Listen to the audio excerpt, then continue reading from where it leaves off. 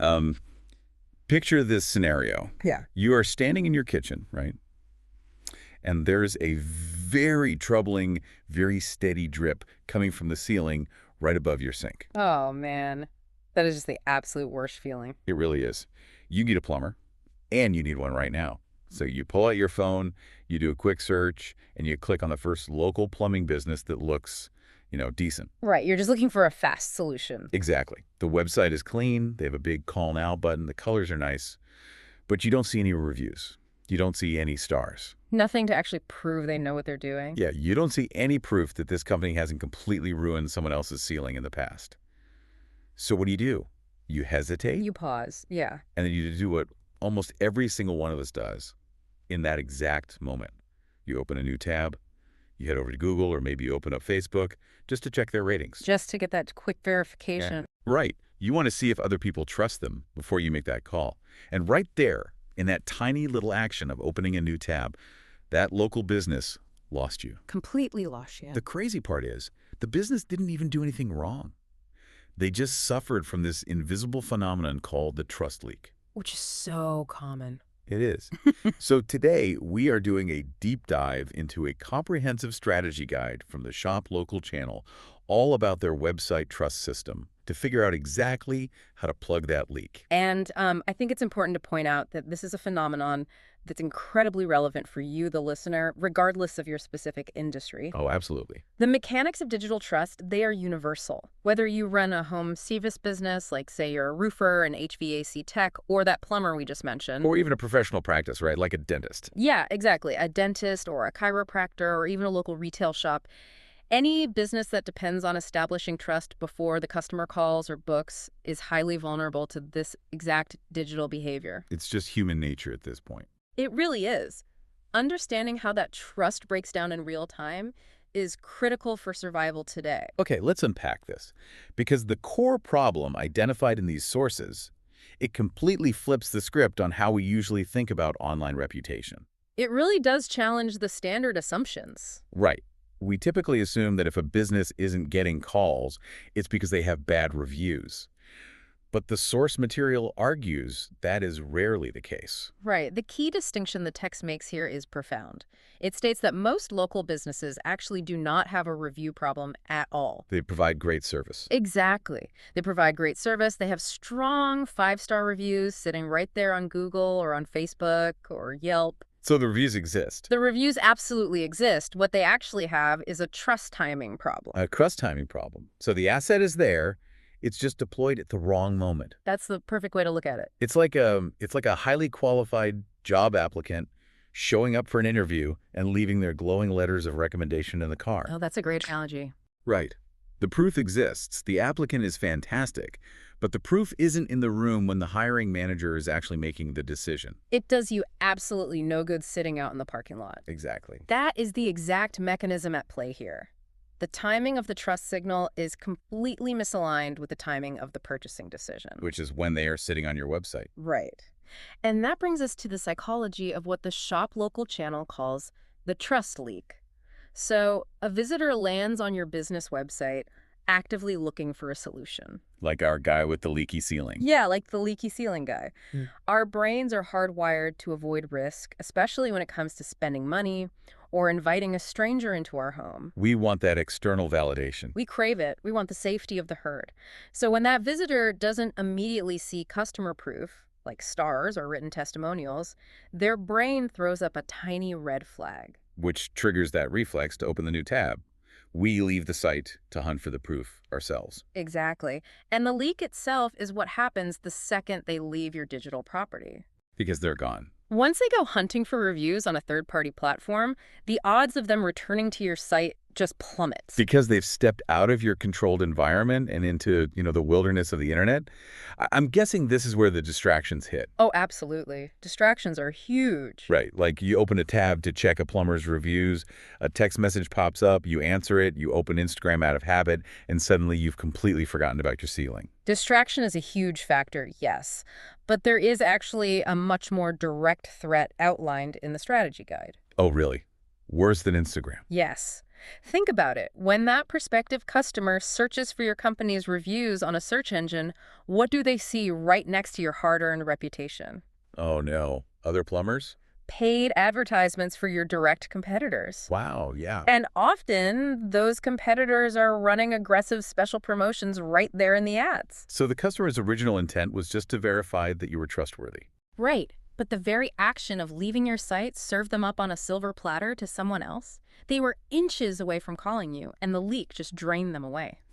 I want you, the listener, to seriously think about your own browsing habits for a second. How many times have you abandoned a shopping cart or clicked away from a service page just to read a quick review and ended up booking with someone entirely different? It happens constantly. It really does. And it's silent. The business owner just sees website traffic that doesn't convert, assumes their website is broken, and panics.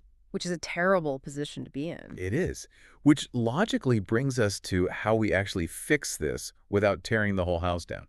Because my assumption is, if I'm a local business owner and you tell me my website is leaking customers, my immediate thought is that I need to spend $10,000 on a web developer to rebuild the whole architecture. Well, that's the natural fear, of course. Yeah. But the guide introduces the website trust system specifically to bypass that friction. They anchor their entire approach on this philosophy. You already earned the reviews. Now let those reviews help convert the website visitors you already have. So it's an optimization play, not an overhaul. Exactly. If it doesn't require a redesign, I'm assuming this is just like a snippet of code you drop into the site, something like installing a Google Analytics tracking pixel. What's fascinating here is that you're exactly right. The system operates as a trust layer. A trust layer. Yeah, it sits on top of the existing website infrastructure. The core tool driving this is what they call review pops. Review pops. Right. It's a small widget installed via a simple code snippet, usually in the website's footer. As a visitor browses the site, a small, unintrusive 5-star review notification just pops up. No, wait a second. Let me stop you there. Yeah. Whenever I hear the word pop up, my mind immediately goes to those giant, annoying newsletter banners that block the entire screen. Oh, the ones that make you want to close the tab instantly. Yes. The ones that make me want to throw my laptop out the window. Yeah. Does this trust layer risk irritating the user? The source material addresses that directly by emphasizing the design of the review pop. It is specifically engineered to be unobtrusive. Okay, good. It doesn't block the content. It appears quietly in the corner of the screen. It leverages motion to catch the eye, signaling that other people have had a 5-star experience, but without interrupting the user's reading flow. Okay, so it catches my eye. If I'm that person with the leaky ceiling and I see a 5-star pop up mentioning a great plumbing fix, what happens if I interact with it? When clicked, the widget expands into a larger dedicated review window right there on the screen. Oh, cool. It showcases the full text of the customer proof, complete with navigation arrows so the user can actually scroll through a carousel of positive reviews at their own pace. That's nice, letting them control it. And this is the critical part. Inside that expanded review window, there is a clear call to action button, like call now or request an estimate. Oh, that's clever. That's really clever. It really bridges the gap. You aren't just showing them the proof. You're letting them take action at the exact second their confidence is at its highest. You've eliminated the need for them to go hunt for the contact page after reading the review. Precisely. The trust is built and the decision is captured within the exact same interaction. All without the visitor ever leaving the original webpage. Exactly. The trust leak is effectively sealed. I love that. I get the mechanics of that, but I have to ask about quality control. Look, nobody is perfect. Very true.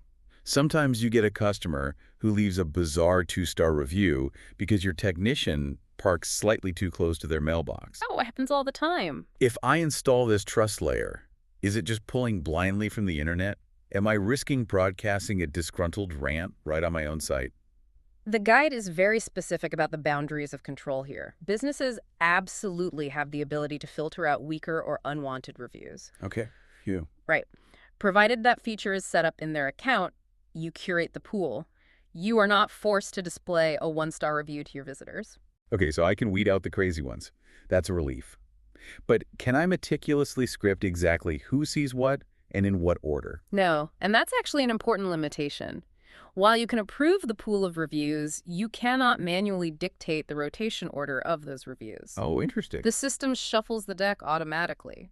Honestly, that makes sense from a consumer psychology standpoint. How so? Well, if a website only ever showed the exact same 3 perfectly polished reviews every single time I refresh the page, it would start to feel manufactured. Right, it would look fake. Exactly. The randomness makes it feel organic and authentic. Oh. But that randomness brings up a huge logistical question. We know how the widget works, but where exactly on the site are we putting this thing? Ah, the geography of your website traffic is perhaps the most misunderstood element of digital marketing for local businesses. Okay, here's where it gets really interesting. Because the source material attacks a very stubborn misconception. As business owners, we tend to think of our website like a physical brick-and-mortar store. Right, we picture a front door. Exactly. We assume everyone walks through the front door, which in this case is the homepage. Yeah. But the guide bluntly states that your homepage is not enough. It's a total paradigm shift. If you rely on your homepage to do all your trust building, you are leaving massive amounts of money on the table. Because people aren't starting there. The reality of modern user behavior, which is driven entirely by how search engines operate, is that a huge percentage of your traffic will bypass your homepage completely. Right, because nobody searches for generic plumber.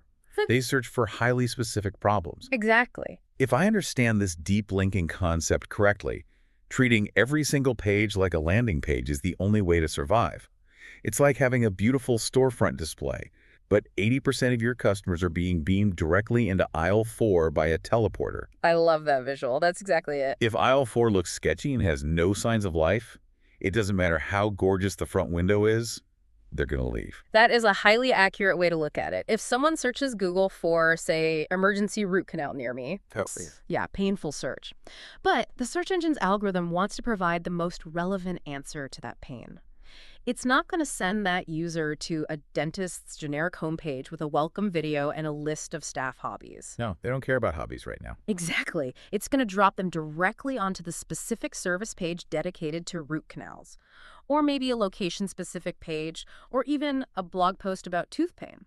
And if those deep pages, the ones where the teleporter drops them, if they don't have immediate visible trust signals, the trust leak happens right there in aisle 4. Instantly. The visitor feels that same lack of validation and bounces straight back to the search results. Wow.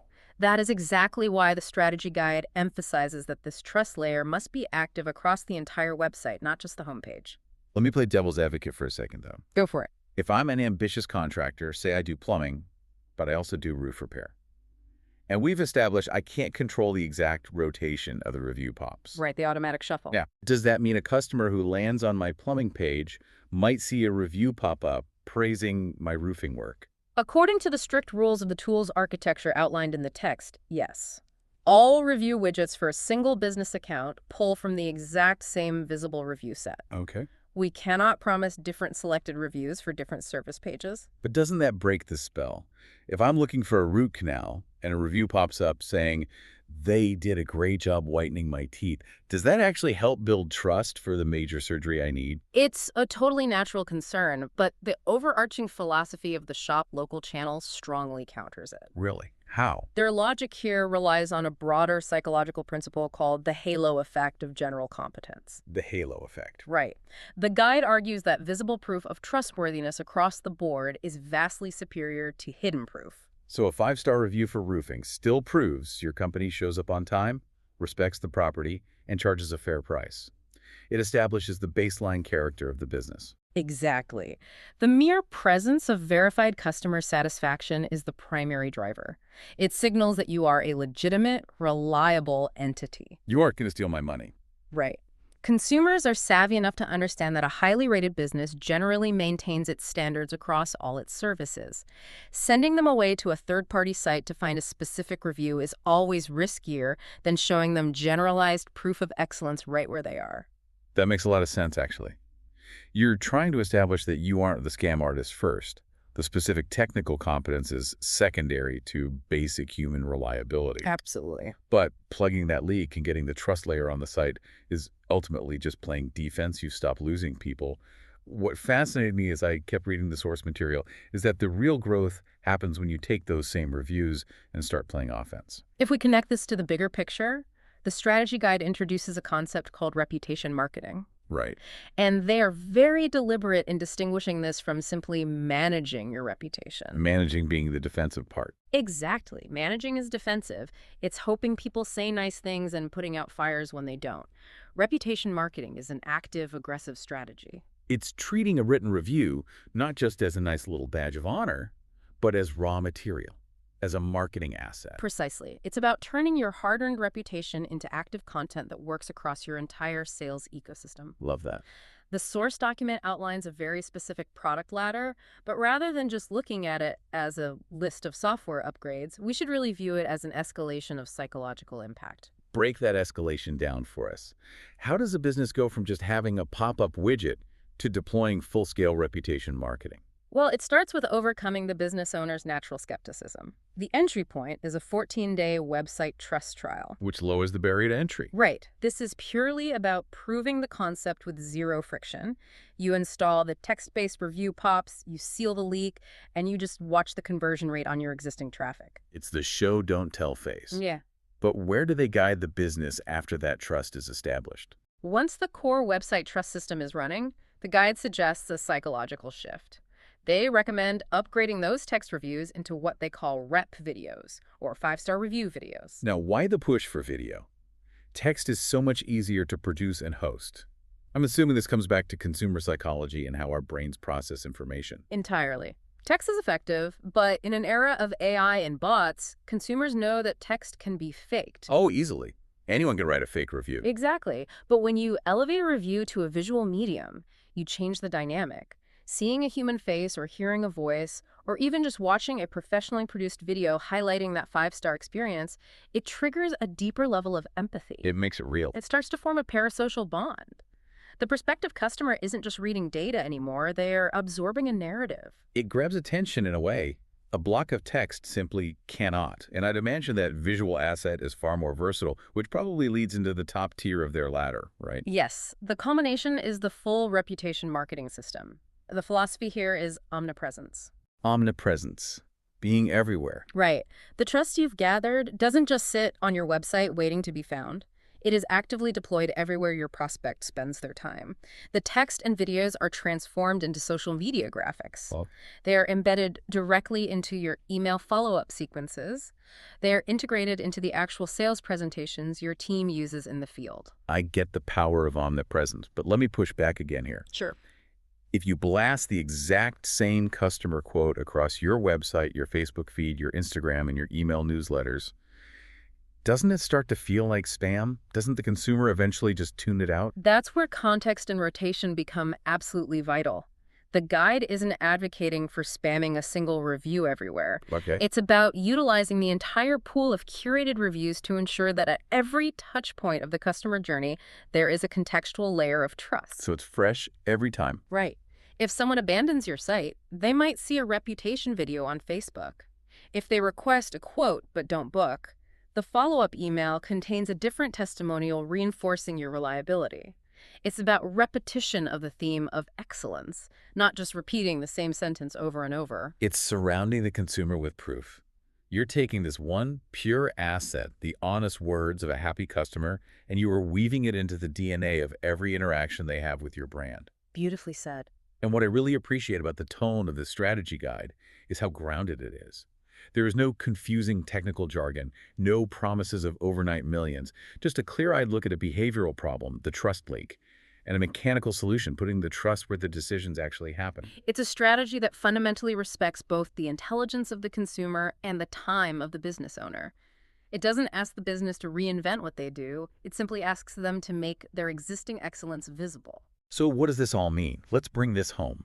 If you are listening to this right now, and you are running a local business, and you know you do great work, but your website feels like a ghost town when it comes to actual phone calls, you might not need a massive digital overhaul. You probably don't. You might just have a trust timing problem. If you want to test this theory on your own digital real estate, the Shop Local Channel's 14-day website trust trial is exactly designed for that. You use your existing reviews to set up this trust layer right now without calling a developer. Just drop it in. Yeah, and at the end of the 14 days, you just look at the hard data and decide if sealing that leak changed your bottom line. It's basically an empirical test of your own reputation. And as we wrap up this deep dive, I want to leave you with a thought to mull over, something to consider as you navigate the web this week. We have spent this entire time dissecting how to optimize trust through these frictionless automated review pops. Putting the proof front and center. Right, we're putting the 5 stars right in front of the consumer's face to stop them from leaving. But as this specific trust layer technology becomes the baseline standard for every single local business out there, and the logic dictates that it will, how will our human brains adapt to evaluate authenticity? Oh, that's a wild thought. Think about it. When literally every local website you visit has a perfectly curated, rotating 5 star pop up in the corner, will the sheer presence of those reviews still build the same level of deep trust? Or will the absence of them simply become an immediate, glaring red flag that disqualifies a business before they even get a chance? Wow. When excellence becomes the absolute minimum baseline, how do you stand out? Yeah, that is a fascinating question to chew on the next time you're desperately searching for a plumber. Thank you so much for joining us on this deep dive. Keep asking questions, keep looking at the invisible machinery behind the websites you visit, and we will catch you next time.